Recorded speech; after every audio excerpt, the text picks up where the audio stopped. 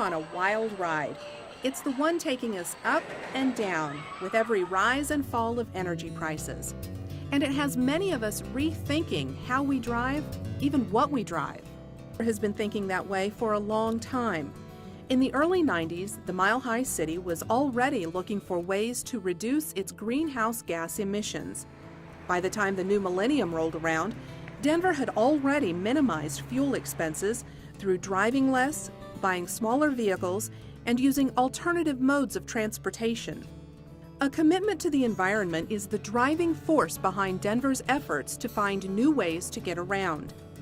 On October 24, 2007, Mayor John Hickenlooper signed Executive Order 123, officially creating Greenprint Denver, a long-term initiative devoted exclusively to finding and implementing ways to make the city more sustainable. Every time every one of us gets into our car, we're contributing to greenhouse gas pollution, as well as a variety of other air quality concerns. Part of the order establishes a Green Fleet Committee.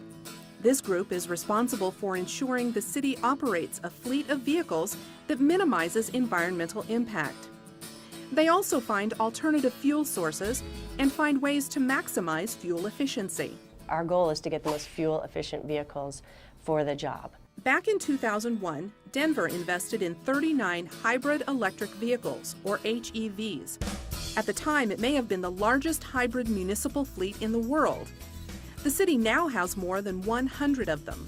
From an economic perspective, the purchase and use of the hybrid electric vehicles has been right on the money. The Priuses have been by far the least expensive vehicles that we've ever run.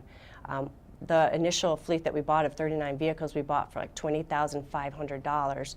We got $3,900 rebates, so that brought down the price to around $16,600 per vehicle. That initial fleet went to auction in 2008.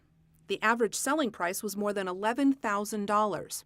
Now, when you do the math, that comes out to less than $6,000 for a vehicle used for 7 years. Not a bad deal at all. And that's even before you consider fuel savings. According to fueleconomy.gov, those 2001 Toyota Priuses get right around 45 miles per gallon. That breaks down to about $1,100 a year in fuel costs. Compare that to the 2001 Camry at around 21 miles per gallon and more than $2,200 a year for gas. It's obvious Denver made the right move.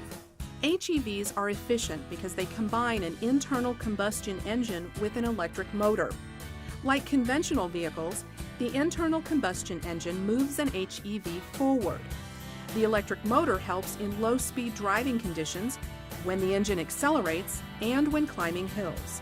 The HEV also converts energy normally wasted during coasting or braking, storing it in a battery until needed by the electric motor.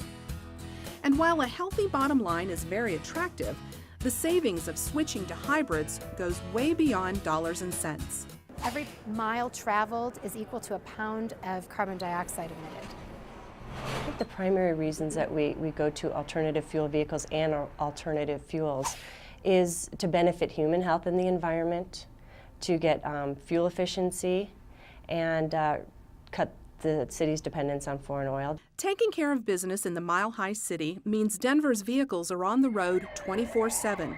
From the police and fire departments to solid waste management, the city's vehicle fleet ranges from light to heavy duty. Our entire diesel fleet runs on alternative fuel. In 2004, we launched a pilot program to begin evaluating biodiesel. It is made from renewable domestic resources such as soybean, rapeseed, mustard seed. And it can be mixed with regular petroleum diesel. So what we do is we use 20% biodiesel and 80% regular petroleum diesel. According to leading biofuel industry groups, the fuel is biodegradable, non-toxic, and pretty much free of sulfur and aromatics. It's cleaner burning, it's healthier for the environment and for human health. It emits fewer harmful emissions than regular petroleum diesel. In 2004, during the pilot program, Public Works used about 52,000 gallons of biodiesel at the wastewater facility. Today, the city's entire diesel fleet uses about 1 million gallons of B20 annually. Another alternative fuel of choice is E85 flexible fuel. E85 is a high-octane, water-free alcohol produced from the fermentation of sugar or converted starch.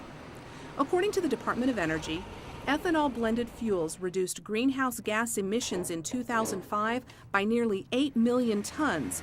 That's the equivalent of taking more than 1 million cars off the road.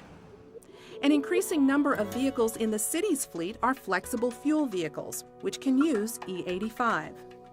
Rounding out the city's green fleet are electric vehicles and those running on compressed natural gas. Nearly half of the city's fleet is hybrid electric or alternative fuel vehicles, and public works officials are keeping their focus on new technologies and advancements, evaluating what's available and making prudent decisions for Denver taxpayers. In the quest to have a fuel-efficient, green, clean-burning fleet, there's a lot of alternatives out there. We're trying to choose the best ones for Denver. What's best for Denver? Not just today, but for years to come. The changes we make today move us closer to Denver's goal to eliminate more than 1 million metric tons of greenhouse gases annually by the year 2012. And they make Denver a more sustainable, livable city.